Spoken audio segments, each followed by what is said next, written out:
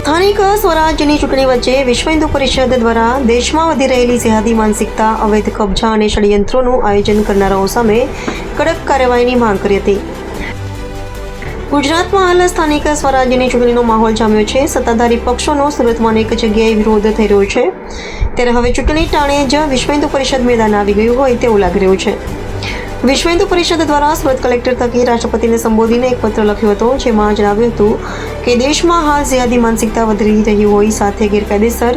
કબજો કરવાની સાથે સુનિયોજિત ષડયંત્રનું આયોજન કરાઈ રહ્યું હોય, જે તમામ વસ્તુઓ કરનારો સામે કડક પગલાંની માંગ કરવામાં આવી હતી. સાંભળો ચૂંટણી ટાણે જ આવેદનપત્ર આપતા વિહિક આગેવાન શું કહે છે. વિક્રમસિંહ ભાટી, વિશ્વ હિન્દુ પરિષદ મંત્રી, સુરત મહાનગર.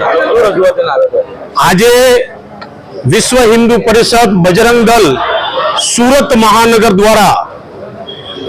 માનનીય રાષ્ટ્રપતિ મહોદયને કલેક્ટર શ્રી સાહેબના માધ્યમથી આજે એક આવેદન પત્ર આપવામાં આવે છે. જે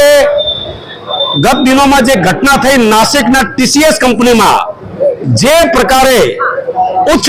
પદ પર બેઠેલા મુસ્લિમ લોકોએ જે હિન્દુ બેન બેટીઓને લવ જેહાદમાં ફસાવીને એમનો ગેરઉપયોગ કરીને એક મોટું સ્કેન્ડલ જે 7 મહિલા પોલીસ અધિકારીઓ દ્વારા પકડવામાં આવ્યું, એનો વિરોધ માટે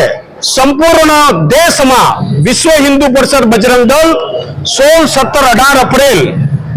આખા દેશભરમાં એનો વિરોધ પ્રદર્શનના સંદર્ભે આજે બજરંગ દળ વિશ્વ હિન્દુ પરિષદ સુરત મહાનગર દ્વારા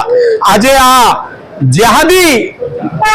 માનસિકતા ધરાવતાના લોકોના વિરુદ્ધમાં અને રાષ્ટ્રવ્યાપી અવૈધ ધર્માંતરણનો જે એક મજબૂત કાનૂન બને તે માટે આજે કલેક્ટરશ્રીના માધ્યમથી રાષ્ટ્રપતિ મહોદયને આવેદનપત્ર આપવાનો કાર્યક્રમ છે. કમલેશભાઈ ગેડા, સુરત મહાનગર વિશ્વ હિન્દુ પરિષદ સહમંત્રી.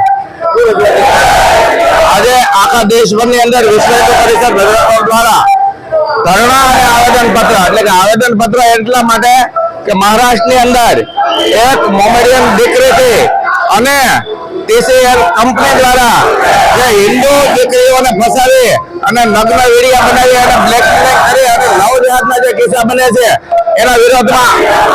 રાજ્ય પૂરતા તો કાનૂન બન્યા છે, પણ રાષ્ટ્રવ્યાપી કાનૂન બને એ રાષ્ટ્રપતિને નમ્ર નિવેદન કરવા માટે અને એક આક્રમકતાથી અમે રજૂઆત કરીએ છીએ કે જો આવો કાનૂન નહીં બને તો વિશ્વ હિન્દુ પરિષદ બજરંગ દળ કોઈ પણ રાજકીય પાર્ટીના કે કોઈ પણ રાજકીય પાર્ટીઓના જે નેતાઓ છે એને રજૂઆત કરે, જો આ કાનૂન નહીં બને તો ઉગ્ર વિરોધ કરવામાં આવશે.